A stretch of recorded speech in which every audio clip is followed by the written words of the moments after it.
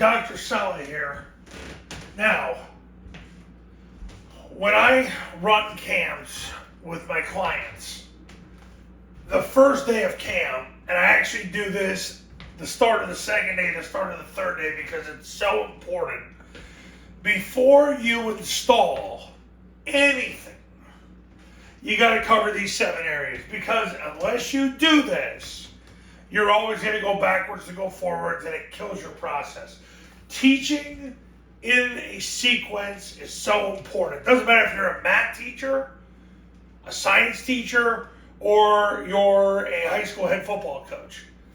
The pre-install is so important before you get to the actual concept itself. So when I run a camp, the first thing I do is alignment. I make sure the center's on the ball with his dominant thumb on the laces and his least dominant hand down. Guards are 3.5 feet away from the center with their dominant hand at the heels of the center, narrower the shoulder width apart. Tackles are 3.5 feet away from the guard, dominant hand at the heels of the center, narrower the shoulder width apart. The receivers are 3.5 feet away from the tackles. Their toes should align at least at the midfoot of the center. Knuckles in the knees, narrower the shoulder width apart. Quarterback's under center. His wrists are interlocked 4 to 6 inches of separation with his knuckles on the gut of the center. The B-back's aligned behind the quarterback. The average high school B-back is going to put his hand about 3 feet away from the near tip of the ball. If the faster they are, they can maybe back up a little bit. The key is they got to get into the ball when the quarterback points the ball.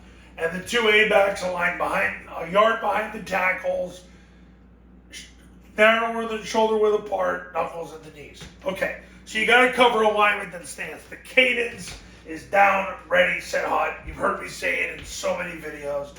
The ball gets snapped on the SSN hut. So players need to know all this before you install a concept.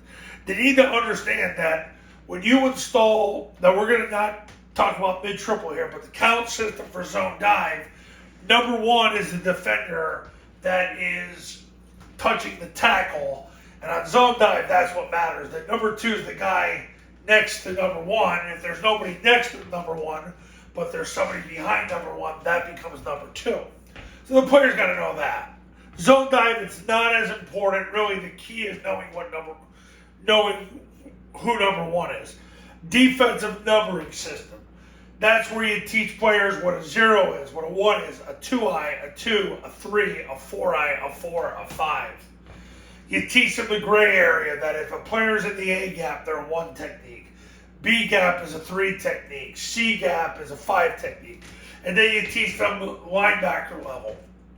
Then all you do is you add a 0 to the alignment, and that's that. You teach them that a linebacker is a player with between 2 and 5 yards from the football.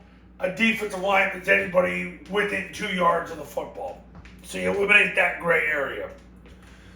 Obviously, you teach 7, 8, 9 technique on the receiver. So you got to go through all this before you get to the concept. Center quarterback exchange. So I have all the players aligned, and I always make sure I have polysynthetic dots so that they don't have to keep figuring out their splits, because until it becomes implicit, you need polysynthetic dots because they don't move, they're tied to the ground, and they can't move, but it's hard. But you have it there so it conditions them so that their splits get conditioned so it becomes implicit. I believe that you got to use polysynthetic dots with adolescent males. I have them use it in everything, obviously, other than the game, because by the game they got to figure it out. But I always use them because I want it implicitly conditioned what their split is.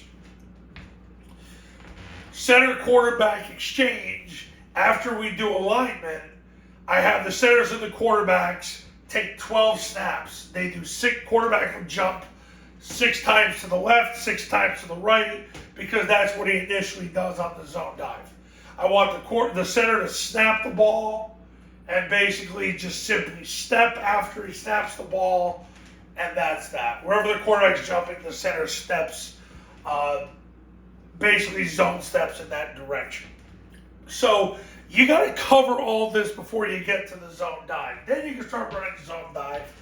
I always have advocated you want to do it 4 times, because by the 4th time, they're starting to self-automate. And really, that's what you got to do before you ever install a play like the zone dive. You got to cover the alignment of the stance. I do that simultaneously.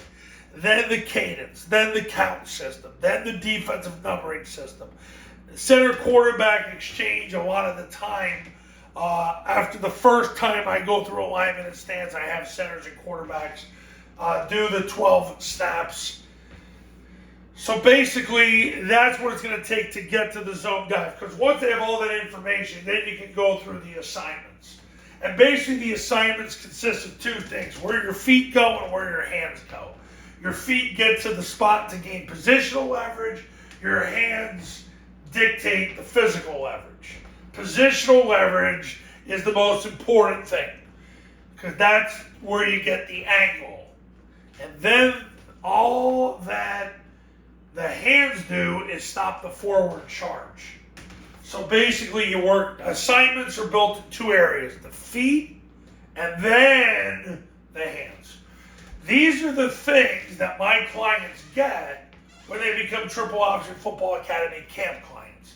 They learn all these things in the right sequence, in a very robotic, mechanical way. Everything is choreographed a certain way, so you never have to go backwards to go forwards.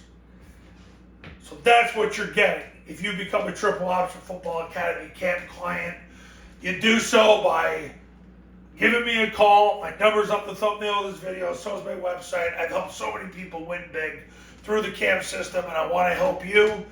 But you got to give me a call first. I'll see you in the next video. Talk soon.